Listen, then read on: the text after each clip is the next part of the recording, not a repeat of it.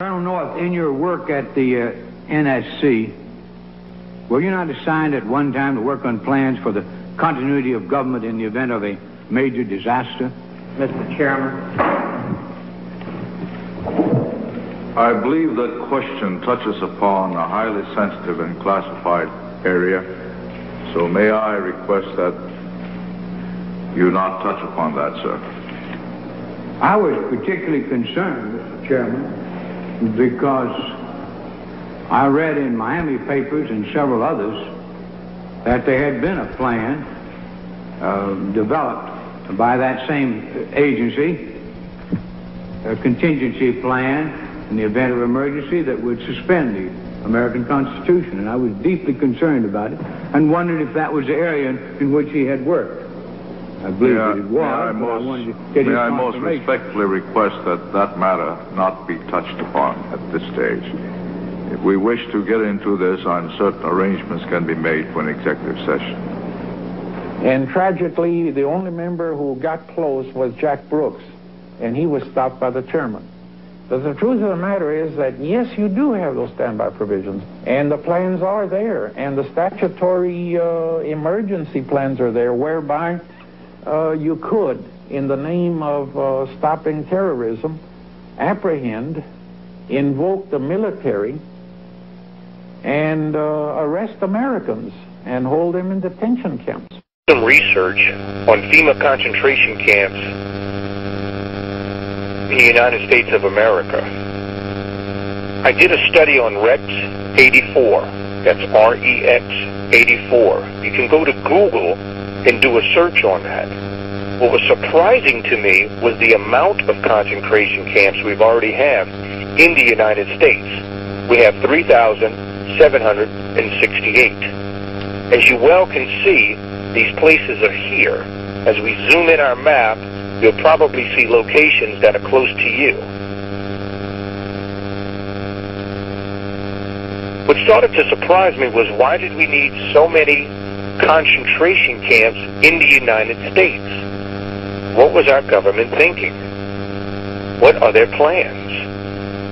I had someone actually send me a picture of an actual letter that was written.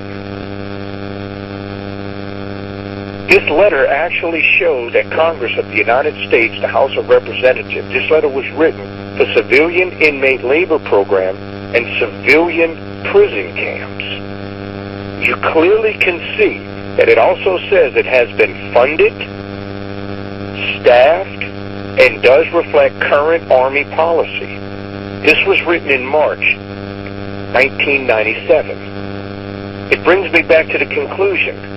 Can and will our country be under martial law? You can find out more information by going to Rex 84 in a Google search.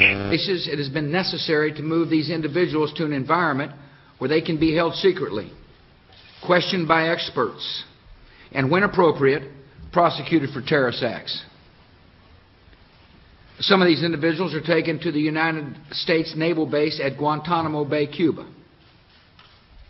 It's important for Americans and others across the world to understand the kind of people held at Guantanamo. These aren't common criminals or bystanders accidentally swept up on the battlefield. We have in place a rigorous process to ensure those held at Guantanamo Bay belong at Guantanamo. Those held at Guantanamo include suspected bomb makers, terrorist trainers, recruiters and facilitators, and potential suicide bombers. They are in our custody so they cannot murder our people. One detainee held at Guantanamo told a questioner questioning, he said this, "I'll never forget your face. I will kill you, your brothers, your mother, and your sisters."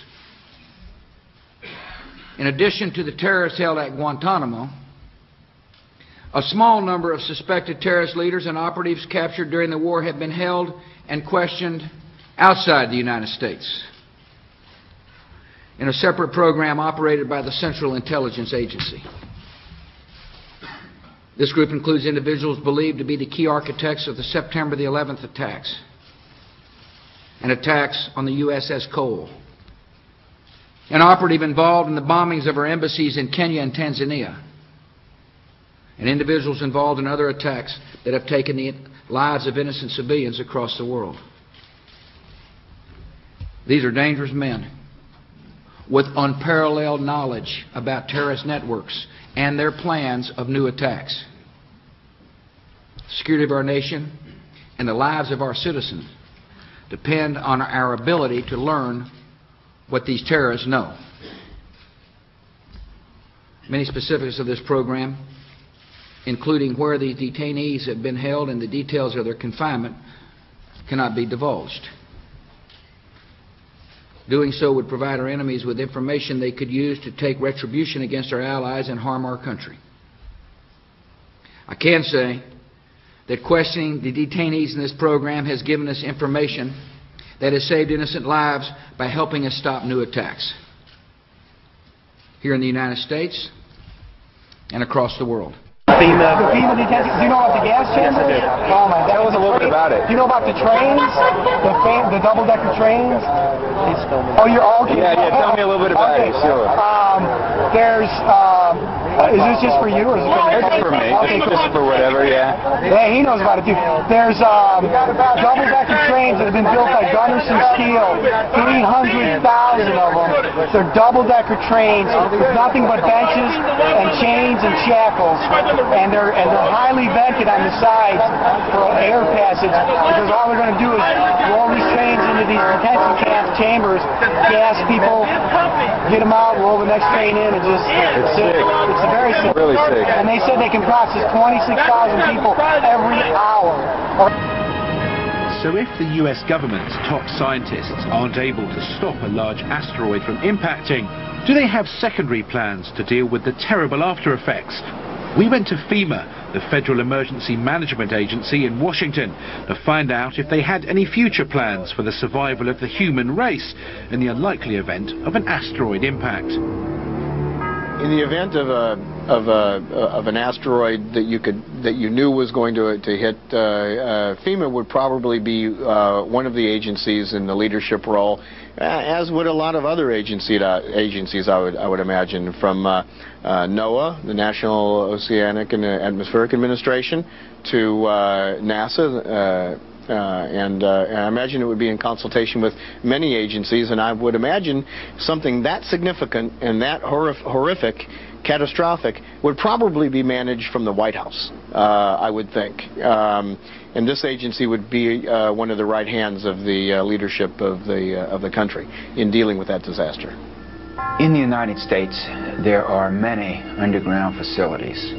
Some of them are deeply buried and very high tech, and I might add, other countries have them as well. The Federal Emergency Management Agency is perhaps the best known. They do devote a sizable amount of resources to operating their underground installations all around the country. Mount Weather is one of the largest ones, built back in the 1950s. It's under a mountain not far from Washington, D.C. It can accommodate a large number of people, hundreds of people, a couple thousand or more when it's in button-up status. It's really quite elaborate. Mount Weather? Well, we have a training facility there. We have an area there where in a disaster, we have 3 parts of the country where people can call in if they've been impacted by a disaster, can call an 800 number, and they can actually register for disaster assistance. We call it a teleregistration center. And that we have one of those out in Mount Weather, and we have one on the in Maryland, and we have one in Denton, Texas as well. Is it public record, and therefore can you tell me how many people can be safely put into the underground bases that exist in the United States? No. Can you tell me why you can't tell me? No. But FEMA must know the figure of how many people it can store underground in the event of a nuclear attack. I don't know the answer to that question.